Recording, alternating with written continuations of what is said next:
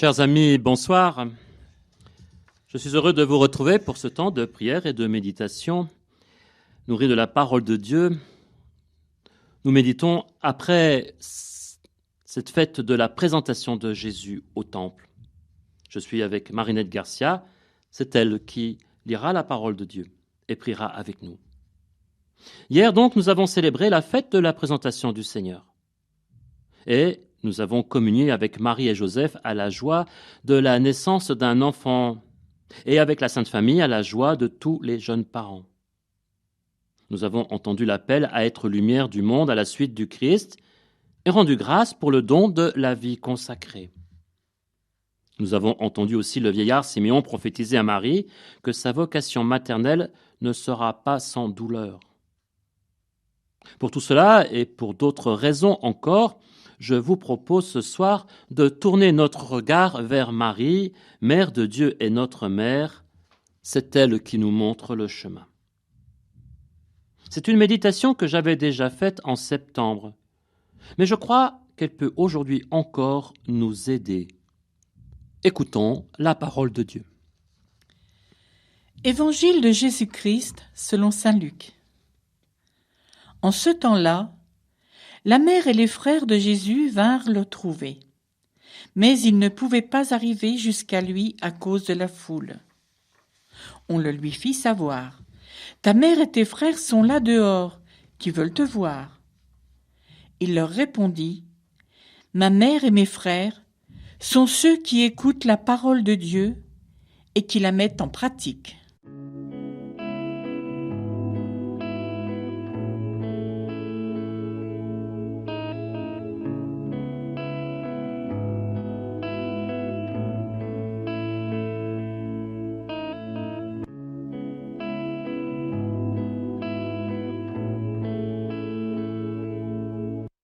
Rien ne sera épargné à Marie. On sait ce qu'elle a souffert au pied de la croix. On connaît les circonstances de la naissance de son fils et du scandale qu'elle a ou aurait pu susciter. Et même enfant, elle avait déjà bien du mal avec Joseph à le comprendre. Songez au récit de Jésus qui, à 12 ans, est resté avec les docteurs de la loi à Jérusalem. Dans notre récit, avec sa famille, elle cherche à le voir alors que sa renommée commence à se faire. C'est bien légitime. Et encore une fois, le pensons-nous, le comportement de Jésus reste déroutant, au moins vis-à-vis d'elle. La vocation maternelle de Marie porte en elle son poids de souffrance. Le vieillard Siméon lui avait d'ailleurs dit « Ton âme sera transversée d'un glaive. » Ne sombrons pas dans le dolorisme. La représentation de la Vierge avec des épées qui pénètrent son cœur peut nous dérouter. Mais considérons quand même la part du mystère pascal que la Mère de Dieu porte, et comment elle est, elle aussi, martyre de l'Évangile. Considérons aussi que dans toute maternité, il y a des douleurs de l'enfantement, et que ces douleurs ne sont pas seulement celles du jour de l'accouchement, ou plutôt, la mise au monde d'un enfant se poursuit chaque jour où celui-ci grandit et entre dans le monde. Les mères qui m'écoutent comprendront. Pour Marie, cela a une résonance toute particulière. Remarquons aussi, pour être honnête dans la lecture du texte, qu'il ne nous est pas dit que Marie et ses frères ne l'ont pas vue, en public ou en privé. Le récit ne rapporte seulement que cette phrase de Jésus, cette parole qui est une parole qui n'est pas pour le cercle intime et familial, j'allais dire, cela ne nous regarde pas, mais qui est pour ce « on » qui lui fait savoir, pour ceux qui écoutent Jésus, pour nous. Et que nous dit Jésus ? Ceux qui écoutent la parole de Dieu et qui la mettent en pratique sont sa famille, son frère, son fils de Jésus.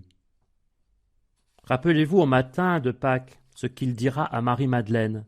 « Va trouver mes frères pour leur dire que je monte vers mon Père et votre Père, vers mon Dieu et votre Dieu. » Déjà, dans l'écoute de la parole, nous sommes faits enfants de Dieu, frères de Jésus.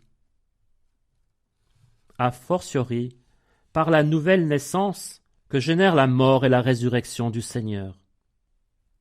C'est au sens fort notre état chrétien, notre dignité baptismale.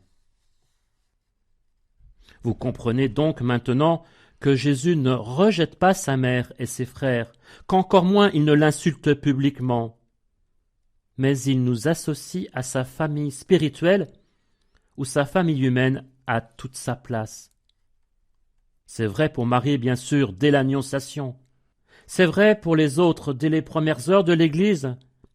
Je songe ici à Jacques, premier évêque de Jérusalem. Mieux, il fait publiquement le plus beau témoignage à sa mère, qui, mieux qu'elle, écoute la parole de Dieu et la met en pratique. La tradition chrétienne lit et comprend cela en lisant le récit de la Passion où, lorsque Jésus confie sa mère humaine aux disciples qu'il aimait dans l'évangile de Jean, il donne à toute l'Église Marie comme mère et à tout homme la Vierge comme maman du ciel.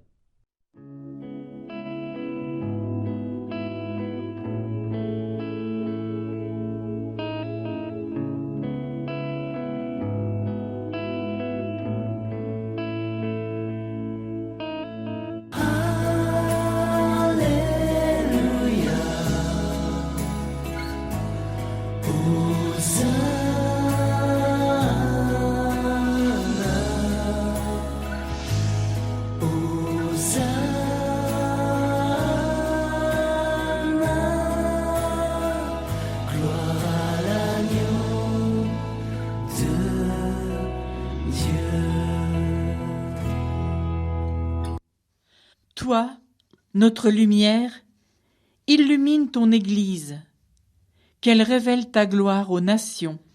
Jésus, fils de la Vierge Marie, exauce-nous.